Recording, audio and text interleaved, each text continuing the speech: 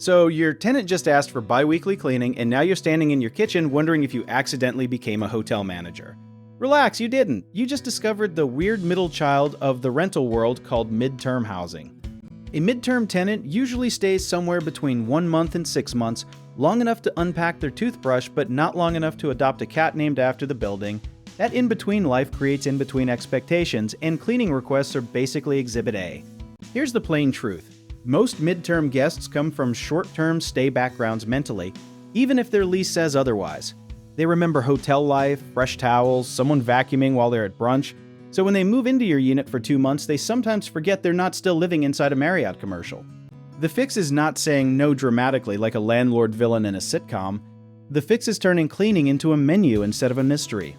Think of it like a coffee shop. You don't just get coffee, you get a size and a price and clear expectations before you order. Same idea here, offer a basic package included in rent, then offer weekly or bi-weekly upgrades for an extra fee, something like $50 or $75, depending on your market. This does 2 things immediately. It protects your schedule, and it protects your sanity.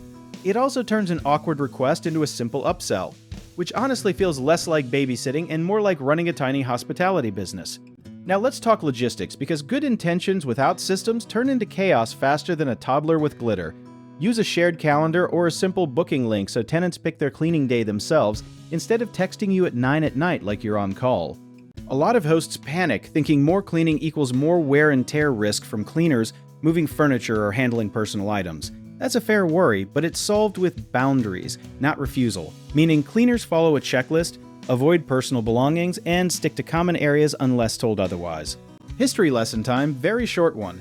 Extended stay hotels back in the 1950s figured this out decades ago by offering optional weekly maid service instead of daily, because guests staying longer wanted routine, not luxury overload. And that same logic still works today in your rental. Here's a myth we need to squash. Some hosts think offering cleaning makes tenants feel like short-term guests and ruins the midterm vibe. Actually, it's the opposite. Consistent light cleaning builds trust and makes people want to renew their stay longer, which is the entire goal of midterm hosting. Let's talk money brain for a second.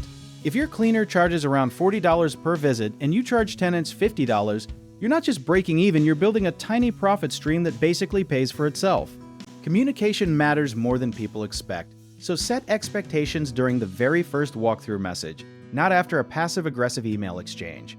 A simple line like "cleaning is available every week or every 2 weeks for an extra fee" saves you from 10 confusing conversations later. If a tenant still pushes for free extra cleaning, don't panic.